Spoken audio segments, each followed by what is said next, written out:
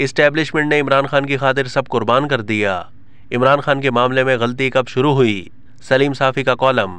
Senior सहाफ़ी और तजिया निगार सलीम साफ़ी अपने कॉलम में इस्टेब्लिशमेंट और अवाम में लिखते हैं कि यूं तो क़याम पाकिस्तान से ही मार्शल लॉ के नफाज की वजह से इस्टेब्लिशमेंट और सिविल सोसाइटी के माबैन फासले पैदा होना शुरू हो गए थे, लेकिन माजी करीब के कुछ वाक़यात ने इस खलीज को मजीद वसी कर दिया। भुट्टो की फांसी एक ऐसा अमल था जिसकी वजह से पूरे मुल्क और बिलखुसूस सिंध में इस्टेब्लिशमेंट के खिलाफ दिलों में नफरत जन्म लेने लगी। जनरल ज़ियाउल हक ने पीपल्स पार्टी और जमात इस्लामी से जान छुड़ाने के लिए इब्तिदा में MQM की सरपरस्ती की और महाजिरों के एहसास महरूमियत को हवा दी, लेकिन असल में मदद देने के बजाय MQM को सिर्फ सियासी मकासद के लिए इस्तेमाल किया गया। और फिर जब अल्ताफ हुसैन तशद्दुद की राह पर चल निकले तो उनके खिलाफ मिलिट्री ऑपरेशन किए गए, जिसकी वजह से महाजिर कम्युनिटी भी इस्टेब्लिशमेंट से मुतनफ़िर हो गई। इस्टेब्लिशमेंट और अवाम में फासले बढ़ाने का फैसला कुन मरहला 9/11 का था। PTI को इस्टेब्लिशमेंट ने 13 साल पाला पोसा, लेकिन मजहबी और जहादी तंजीमों की सरपरस्ती इस्टेब्लिशमेंट ने 30 साल तक की। उन लोगों को 30 साल जहाद वक्ताल की राह पर लगाए रखा। PTI वालों ने तो जानों की कुर्बानी नहीं दी, लेकिन मजहबी और जहादी तंजीमों ने हज़ारों जानों की कुर्बानियाँ दी।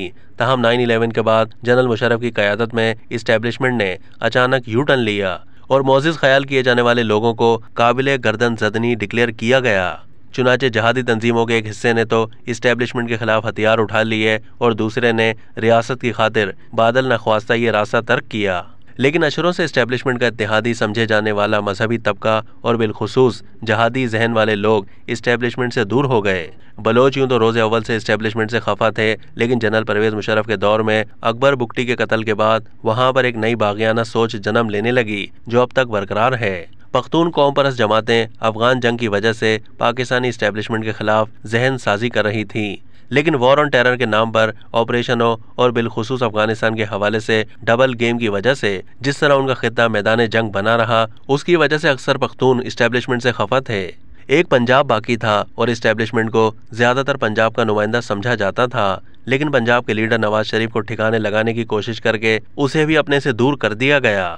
2018 के इलेक्शन से 10-15 दिन पहले एक निशिस्त में मैंने जनरल रिटायर्ड कमर जावेद बाजवा से कहा था कि सर, आप लोग जिस बरहाना तरीके से पंजाब की नुमाइंदा जमात मुस्लिम लीग नून को ठिकाने और इमरान खान को जबरन मुसल्लत करने की कोशिश कर रहे हैं, इसके नतीजे में आपके खिलाफ पंजाब में भी PTM बन जाएगी। उन्होंने तब मेरी बात से इत्तेफाक नहीं किया, लेकिन गुजरांवाला जलसे में जब मियां नवाज शरीफ ने उनका और जनरल फैज़ हमीद का नाम लिया तो मैंने उन्हें पैगाम भेजा कि पंजाब में PTM बन गई है या नहीं। माजी में अगर इस्टेब्लिशमेंट पीपल्स पार्टी को ठिकाने लगाने का इरादा करती तो जवाब में मुस्लिम लीग और जमात इस्लामी तो क्या ANP और बलोच कौम परस्तों तक को रियायत देकर साथ मिला लेती, लेकिन इमरान खान को इक़्तिदार में लाने के लिए इस्टेब्लिशमेंट ने सबको कुर्बान कर दिया। लिहाजा इस्टेब्लिशमेंट से नाराज़गी को ख़त्म करने के लिए तमाम कौमियतों और तमाम इदारों से मुतल्लिक बहुत कुछ करना होगा।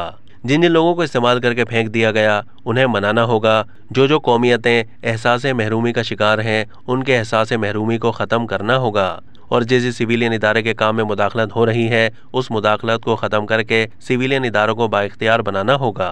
इमरान खान के मामले में गलती 2022 में नहीं हुई बल्कि 2010 से 2018 तक होती रही, जिसका खमियाजा आज कौम और इस्टेब्लिशमेंट भुगत रही है।